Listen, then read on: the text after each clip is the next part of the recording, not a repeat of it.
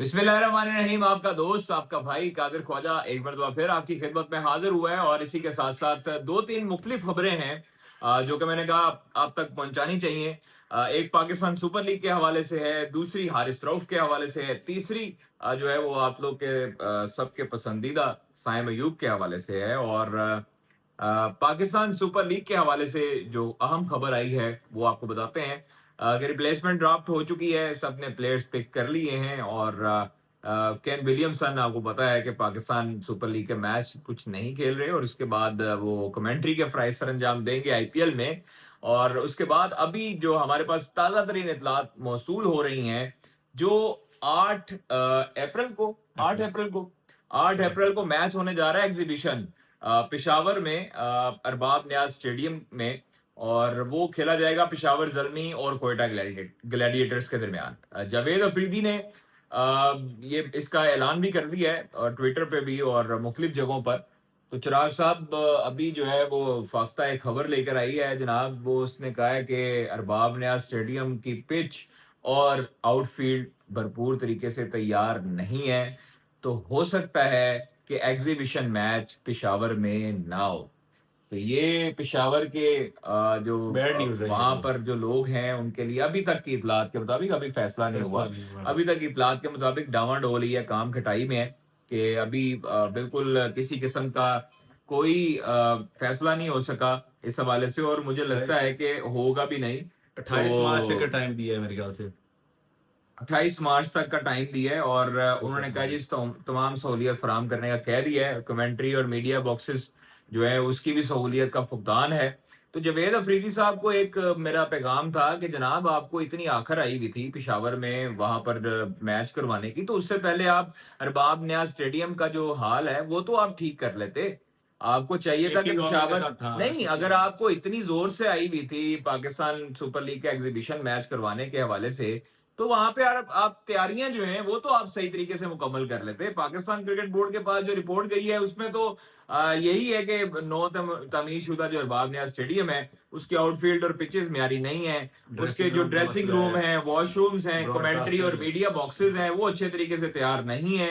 तो पीसीबी ने केपी के हुकूमत से हंगामी बुनियादों पर काम मुकम्मल करने का भी कह दिया है, जो हमें फाख्ता बताती है। और जो पीसीबी रैकी टीम ने इंतजाम का जायजा लेने के बाद जो है वो रिपोर्ट जमा करवाई है, जिसकी रिपोर्ट का मतन आपको मैंने शेयर कर दिया है। इतना कुछ ये बता दिए, ये तो कुछ ठीक नहीं होने तो वाला आप ये है, देखें फर्स्ट ना बात कि है। अगर आउटफील्ड नहीं सही, अगर पेशावर जल्मी को, अगर जावेद अफरीदी साहब को बाहर बैठकर बहुत अच्छे ख्यालात आ रहे हैं पाकिस्तान के हवाले से सोचने के लिए, तो उनको चाहिए था कि जनाब अगर आप ये सारी चीजें जिस तरह आपका बिहेवियर है पेशावर जल्मी मैनेजमेंट का प्लेयर्स के साथ, खास तौर पर उनको डराना धमकाना, लीगल नोटिस की धमकी देना, तो ये चीजें उनको चाहिए थी कि अगर आपने पूरी दुनिया में ऐलान कर दिया है तो आपको कम से कम पाकिस्तान की इज्जत सालमियत का ख्याल होना चाहिए था।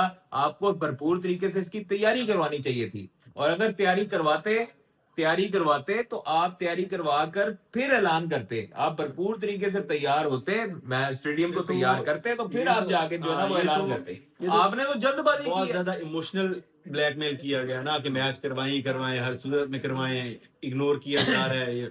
तो ये इस तरह तो क्रिकेट चिराग नहीं साहब, चलती। जब तक आपके जेब में पैसा नहीं ना होता, आप तब तक दावत भी नहीं देते किसी को। बिल्कुल सही ठीक बात। है। हाँ, उधार पे दावत नहीं करनी चाहिए। आप जिस सही तरह कह रहे हैं। जावेद अफरीदी साहब ने उधार पे दावत दी है, मतलब अरबाब ने आज स्टेडियम तैयार नहीं है और इन्होंने जो है ना पूरी दुनिया में शोर शराबा मचा दिया। पाकिस्तान क्रिकेट बोर्ड की जो रैकी टीम है उसने रिपोर्ट जमा करवाई, उन्होंने पोल खोल दिया, उन्होंने कहा जी अरबाब ने आज स्टेडियम जो है उसमें तो कोई चीज नहीं है पूरी, उसमें तो मीडिया बॉक्स नहीं सही, उसमें तो आपकी जो पिचेस हैं वो गैर म्यारी हैं, आउटफील्ड सही तरीके से तैयार नहीं है। तो जनाब ये इसी आउटफील्ड की वजह से इंजरीज हो जाती हैं। हाँ जी, किसी को नी इंजरी हो जाए नहीं पैप लाने तो काम पूरा हो जाना। वो एक और साइम अयूब वाले काम निकला है सर, वो तो चाहते होंगे कि इंजरी हो, उस पे भी पेशावर जल्मी का टैग लगाएं, वो मरहम पट्टी पे भी पेशावर जल्मी लिखा होगा, वो मरहम पट्टी पेशावर जल्मी वाली हो ताकि उनकी ब्रांडिंग हो। अच्छा, दूसरी चीज है कि जनाब साइम अयूब के हवाले से, साइम अयूब की जो है वो टखने में फ्रैक्चर हुआ था जनवरी में और इसका बड़ा नुकसान हुआ था पाकिस्तान की क्रिकेट टीम को। साइम अयूब के हवाले से आपको अपडेट देते चले कि साइम अयूब लंदन में थे, इलाज करवा रहे थे और उन्होंने वहां पर आप देखें फरवरी मार्च 2 महीने, 2 महीने। तकरीबन 2 ढाई महीने उन्होंने 6 इलाज हफ्ते का कहा करवाया। गया था उनको। 6 हफ्ते का कहा गया था, लेकिन उनको ज्यादा हो गया था ज़्यादा मेरे हो ख्याल गया। में 10 हफ्ते 12 हफ्ते बन गए। हाँ। हाँ, ढाई अढ़ाई हफ्ते तकरीबन है। तो उनके लिए साइम अयूब के मदाहों के लिए अच्छी खबर है कि उन्होंने अपना रिहैब मुकम्मल कर लिया है और वो गुज़श्ता रोज़ लाहौर पहुंचे हैं रात को। और उसके बाद जो है वो जो ज़राया हमें बताते हैं वो साइम अयूब ईद उल फित्र जो है वो अपने घर में करेंगे, अपने वालिदैन के साथ कराची में, और फिर उसके बाद वापस आएँगे लाहौर। वहाँ से जो है वो उनका रिहैब टेस्ट होगा, दोबारा रिपोर्ट्स आएँगी और उनको एक एलिजिबिलिटी टेस्ट होगा कि वो पीएसएल पीएसएल के के लिए लिए अवेलेबल है। अवेलेबल हैं या नहीं है। तो ये साइम अयूब के मदाहों के लिए बिल्कुल, अच्छी खबर है कि साइम उन्होंने के अपना ऊपर रिस्क रिहैब नहीं लेना मुकम्मल चाहिए, बिल्कुल, नहीं हाँ, लेना रिस्क चाहिए। नहीं हमारा लेना एक चाहिए। असासा है, हमारा अच्छा प्लेयर है और इसीलिए हम चाहते हैं कि वो मुकम्मल सेहतयाब हो गया है। तीसरी खबर मैंने आपको बताया था कि हारिस रऊफ के हवाले से। तो जनाब हारिस रऊफ एक ऐसा पाकिस्तान का वाहिद बॉलर है जिसने ऑस्ट्रेलिया, साउथ अफ्रीका और न्यूजीलैंड तीनों जगहों पर परफॉर्म किया है। उनके अलावा कोई फास्ट बॉलर, कोई भी प्रीमियम फास्ट बॉलर भी परफॉर्मेंस नहीं दे सका और उसने विकेटें हासिल नहीं की। अलबत्ता दूसरी जानिब हारिस रऊफ की जरूरत पड़ चुकी है अब टीम मैनेजमेंट को वनडे में।